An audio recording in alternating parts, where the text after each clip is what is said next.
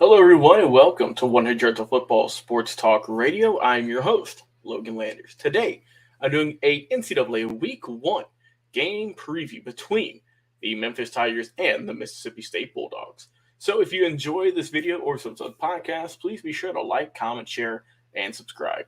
We go live each and every single week on Facebook and on YouTube. We have clips for show on Instagram at 100 Football. Please go check out our LinkedIn page as well at 100 Football to connect with us on a professional level. And our podcast, of course, you can listen to every single day thanks to the Believe Podcast Network on Spotify, Apple Podcast, or wherever it is you get your podcast listening experience. You can find us over there each and every single day. So let's get into this one. Mississippi State versus Memphis. In a game that was highly contested last year, Memphis getting the win 31-29, improving to 3-0 on the year and knocking off Mississippi State. And what a game it was. And like I said, it was week 3 last year, and now this year it's week 1. They say we're going to move this up because we know the fans are clamoring for it. They want to see it. And let's talk about this matchup here. Let's go with Memphis first. Let's go with the Tigers. Like I said, last year, not too bad, 6-6, mediocre, middle of the road. But like I said, that was a big win against Mississippi State. This team last year, right, this team coming into this year, right, finished 10th in the AAC last year on offense. Offense was all right, and it was pretty good in the conference, 3rd overall. But you're getting a new offense coordinator, Tim Cramsey. We'll see how he can do, if he can implement it, and if he can get that ground game rolling once again. Brandon Thomas, right, he did good last year, got 6 yards a pop, close to 700 yards, give or take, and 8 scores as a freshman. So he's got some good potential there. You also have Javon Ducker coming over from Northern Illinois, who is going to be a good piece as well. Offensive line didn't have a lot of big names like it usually would, but it has 3 starters, and you have your tackles set as well. Jacob Likes, you have Ira Henry, who's coming over from Florida State to help out. And also, QB Seth Hennigan was a really good. He did pretty good last year as a freshman. Threw for over 3,000 plus yards, 25 touchdowns, and he is someone who I think can really make another big step this upcoming season, so watch out for him. However, he is losing 2 of his targets, tight end Sean Dykes, and of course we all know Calvin Austin, who went to the Pittsburgh Steelers. But the guys coming back, you have Javon Ivory and Joseph Skates, who's coming over from Iowa State. The defense, it was just kind of there, right? And it gave up, it wasn't the worst, but it wasn't the best. Allowed over 418 yards and 29 points a game last year. The secondary wasn't much to speak of, and it was not very good on 3rd down as well. But you're bringing up Matt Barnes, right, from Ohio State to help out potentially. You're losing a good bit of your defense, a lot of tacklers, and the secondary hopefully can get better as long as they can get a pass rush going. Linebacking core, got 5 sacks, led the way with Jalen Allen. But other than that, you have a few guys that really need to help out and give some more effort, get some more work in this season. Like I say, J.J. Russell's gone. Xavier Collins has come back in the middle. And also you get Jeffrey Kenton-Arku from Syracuse to help out on the outside. And like I said, really the secondary is what really needs help. They need just some experience. They need just some work. You got some good tacklers, right? You got Quindell Johnson. He's going to be really good, I think. He could potentially make a big leap. But you got to get some work. They only got 7 picks last year as a team. You got to improve on that. And if you want to win against Mississippi State, you got to pick them off. So some keys for Memphis to winning, you got to get the running game going. Like I said, if they go back to that Memphis team of old, and by old I mean just 2018, where they got close to 4,000 yards as a team and almost 50 scores, they got to get things going on the ground. So, and also the defense, like I said, win the 3rd down conversions. They only got it 46% of the time. They were not able to stop really any team on 3rd down. So I think that for Memphis, they just got to work hard. They got to play a really good game like they did last year and just really play all out.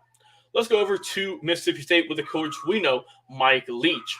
Talking about this team, going on the offense, man, I'm expecting some fireworks from this team. I think that this is going to be fun to watch. We all know it's just going to be a lot of passing each and every single down, which ain't too bad. Short to mid-range, not too shabby, not much of a running game to speak of.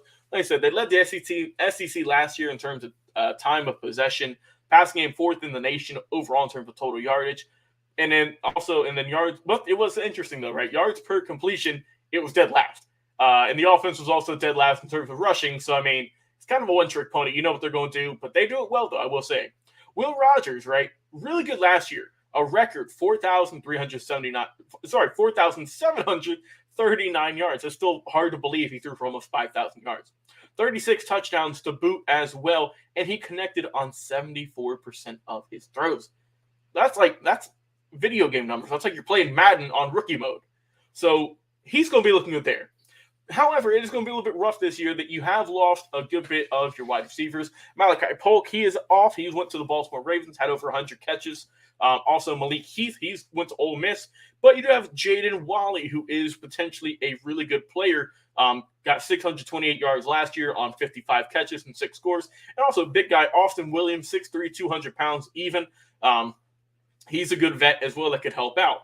Like I said, the running backs, we'll just mention them briefly. Dylan Johnson's come back, ran for less than 500 yards last year and 4 scores. And Jaquavius Marks ran for 406, 400 yards and 6 scores, that is. But look at this, though. Marks last year, the running back caught the ball 83 times with 3 touchdowns. And Johnson as well, 65 catches for the year for him.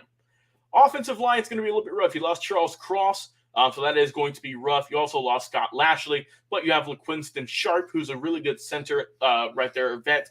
And you're also getting JUCO star Percy Lewis to help out as well.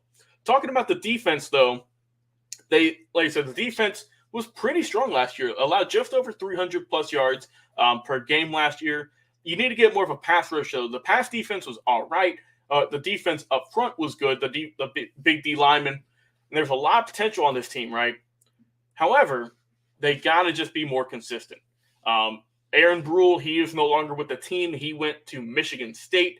And Emmanuel Forbes, he hasn't always had the most consistent ways, but he is helping out as well. You're getting Marcus Banks from Alabama, DeCarlos Nicholson from a JUCO school, and also you're getting Marcus Banks. Like I said, he's coming over from West Virginia to help out. So I think that even though you're losing some guys on defense, I think Mississippi State will still be fine. And for them to win this ball game, like you said, just get some better yards per catch. You know that I would love to see them implement the run a little bit more just to kind of break things up a little bit. That's just me. And also, I think they really just need to help and work for defense. Just get the pass rush, right? Get some pressure on the quarterback, get some TFL, some tackles for loss, get some sacks, and I think they'll be fine. So I think for a final prediction for this one in a highly contested matchup, I think this one's going to be a good game, but I do expect Mississippi State to run away with this one and to get the win. Kind of a lower scoring game. I think Memphis defense is going to step up, but I'm going to go with a final score overall. Mississippi State 31 and Memphis 17. I think Mississippi State is just the too talented team right now.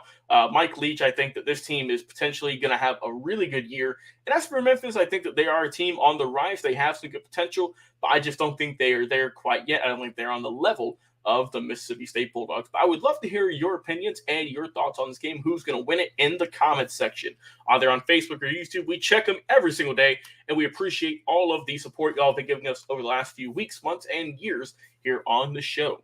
Like I said, also you can check us out on Spotify, on Apple Podcasts, or with the podcast for daily episodes while you're in the car doing some nice workouts, enjoying a meal, or whatever you do when you listen to the podcast. You can check us out over there. And I've been your host today, Logan Landers. Have a great day, everyone,